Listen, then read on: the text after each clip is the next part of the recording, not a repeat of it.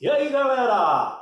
Olha, eu estou aqui com vocês não mais só para fazer uma questão do Enem, mas para dar uma aula sobre cilindro, tá bom? O que você precisa saber de cilindro para a prova do Enem? Pessoal, primeiro, o cilindro circular reto, precisamente aqui, o cilindro circular reto, ele tem duas bases circulares, tá legal? Duas bases circulares e uma lateral.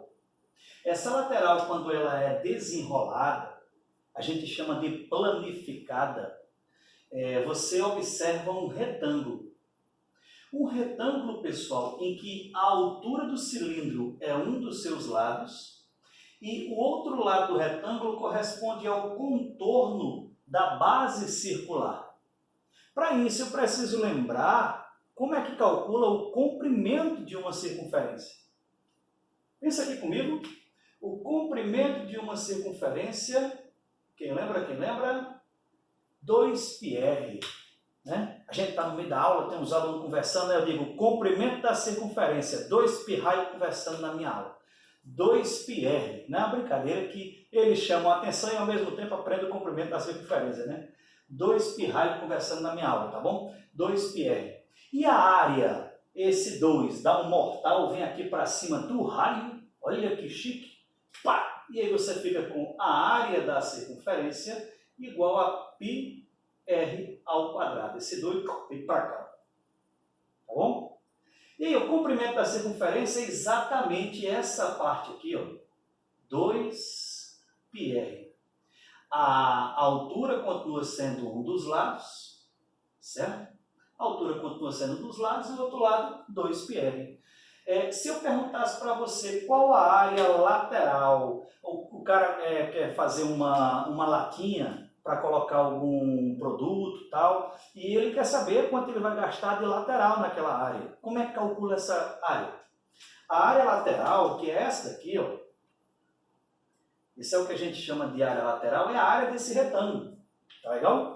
E aí a gente só escreveu a área lateral como sendo base vezes altura. Base vezes altura, 2πrh. Eu diria que é 2πr brincando nas alturas, tá bom? 2πrh, para você não esquecer, né? 2πr brincando nas alturas. Como ela tem duas bases, eu vou colocar só a área de uma dessas bases aqui, tá bom?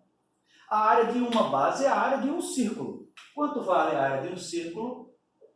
πr ao quadrado, escrito aqui agora. Lembra do 2 que deu um mortal, veio para cá? Ó? Pra cá? Pronto. A área da base, πr ao quadrado.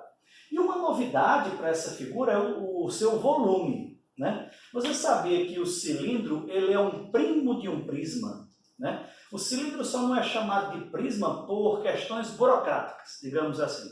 O prisma ele é um sólido, tem umas características, as bases são congruentes, e são polígonos. E o cilindro, a base é um círculo, e o círculo não é um polígono, só por isso. Mas funciona como se fosse, tá bom? Inclusive o volume funciona da mesma forma. Quem lembra o volume de um prisma? É o produto da área da base pela altura. A mesma coisa vai acontecer com o cilindro. O volume vai ser o produto da área da base, que aqui é fixo, πr ao quadrado, vezes a sua altura, h, tá bom? πr ao quadrado, h, o volume do cilindro circular reto. Então essas aqui são as informações que você precisa conhecer. Caso você queira calcular a área total do cilindro, por exemplo, você vai ter que somar essa lateral com essas duas bases, tá bom? Vê o problema que eu selecionei, preparei para a gente aqui. Ó. Olha só, esse problema é do Enem de 1900 e alguma coisa, eu acho que é 1911, tá bom? Confere depois para mim. Ele falava de um texto, né, que uma pessoa colocava em um copo água numa janela e via uns passarinhos, não sei se era beija-flor, e tomava aquela água. A pessoa percebia que se ela colocasse um pouquinho de açúcar, o passarinho gostava mais, tipo, era a maior frequência. Eu não lembro direito do texto, mas eu estou tentando visualizar aqui a pessoa colocando um copo lá de água, o passarinho vindo, tomando um pouquinho de água e tal. E ele diz assim, no meio do texto, olha, vou dizer para você, dificilmente o Enem coloca uma questão para você aplicar uma fórmula direto e já ir para a resposta. Ele precisa de um corpo textual para colocar o que a gente chama de distrator, que é um processo de distração da resposta.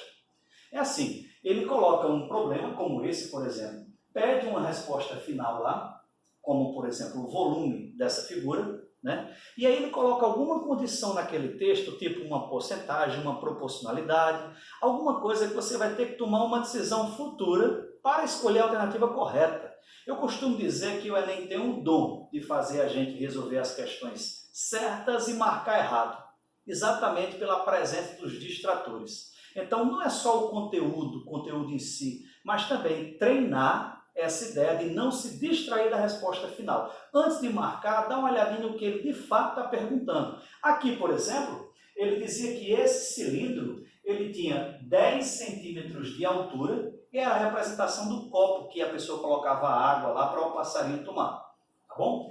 10 centímetros de altura e 4 centímetros de diâmetro. Primeiro eu queria que você fixasse aqui, ó, diâmetro.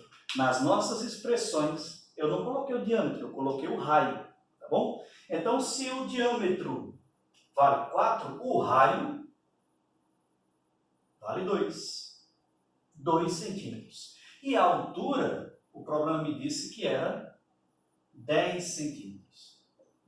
E com essas informações, e a questão aí dizendo para a gente que considere π igual a 3, ele quer saber o volume. O volume sabe de quê, gente? De água. Aí ele dizia no texto que a proporção ideal para o passarinho tomar era de 5 partes de água para 1 parte de açúcar.